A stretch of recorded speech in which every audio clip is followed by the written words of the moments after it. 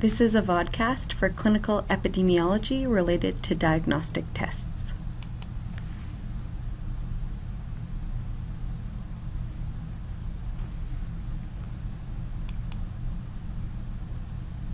We'll start off with some definitions.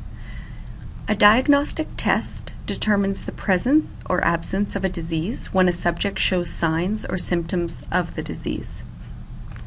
A screening test identifies asymptomatic individuals who may have the disease. The diagnostic test is performed after a positive screening test to establish a definitive diagnosis. Validity is the ability of a test to indicate which individuals have the disease and which do not.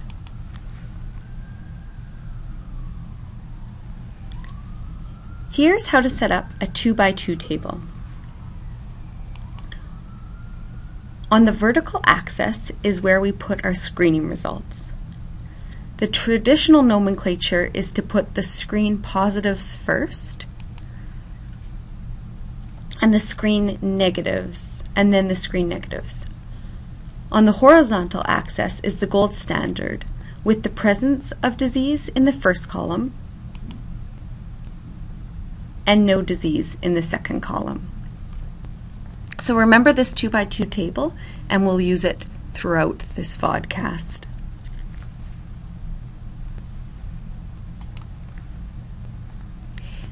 Sensitivity is the detection rate.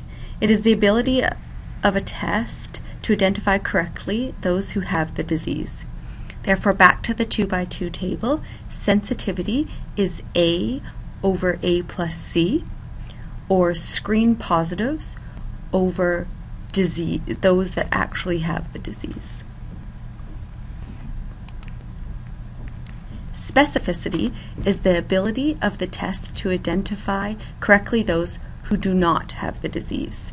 Again, back to our table, would be D over B plus D, or screen negatives over those that actually do not have the disease.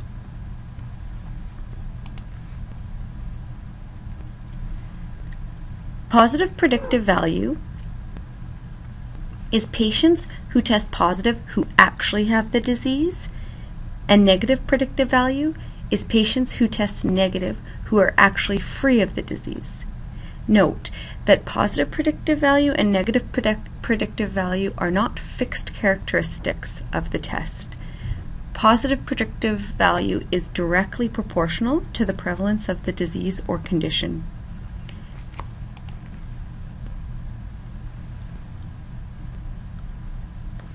Prevalence. So positive predictive value is directly proportional to the prevalence of the disease or condition. In a higher risk population, the positive predictive value would be higher and the negative predictive value lower. The higher the prevalence, the higher the positive predictive value. We're going to move on to an example. So we have, let's see, so we have a 25-year-old G1P0 considering having a quad screen for individualized aneuploidy risk assessment. She asks you, how good is the screen in detecting trisomy 18? So let's apply this using our 2x2 table.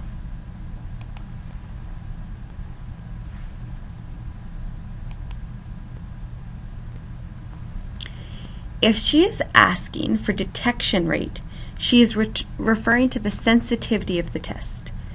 So to calculate this, we do A over A plus C. For this case, it would be 7 over 7 plus 3, so the sensitivity is 70%. So this test picks up 70% of trisomy 18 in the population. Another example or question would be, in the event she has a positive screen, now what is the chance that the baby has trisomy 18? This is referring to the positive predictive value, which is given a positive screen, what is the likelihood she has the condition? Therefore, A over A plus B would equal 7 over 500. This will probably be low because the prevalence of the condition is quite low. Remember, the predicted values are influenced by prevalence, where sensitivity and specificity are not.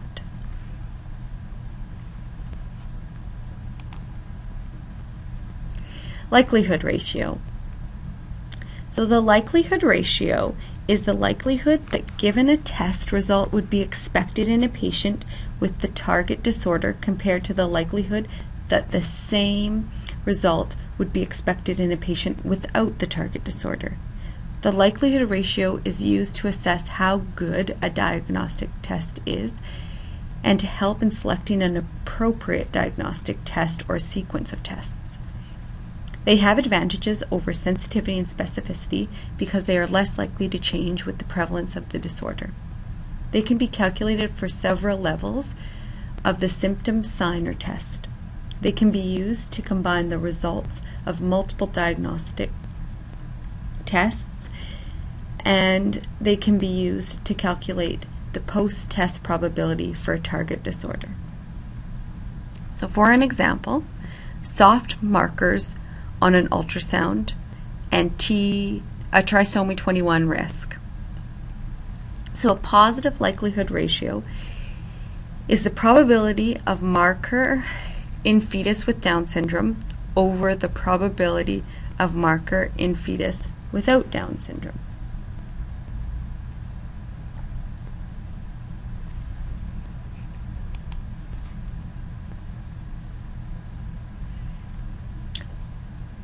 A positive likelihood ratio equals sensitivity over 1 minus specificity. So back to our 2x2 table, A over A plus C, all of that over B plus D. A negative likelihood ratio equals 1 minus sensitivity over specificity. And again, shown here is how to calculate that from the 2x2 table. The negative likelihood ratio will reduce your probability of having that target disorder.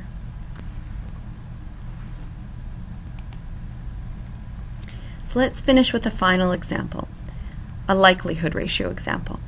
So back to our case, the 25-year-old G1P0 has a negative quad screen for trisomy 18. 1 in 1,000. Anatomy scan at 18 weeks identifies a CPC. For CPC cysts, the likelihood ratio equals 7 for trisomy 18. What is her adjusted risk for trisomy 18? So here the adjusted risk is 1 over 143.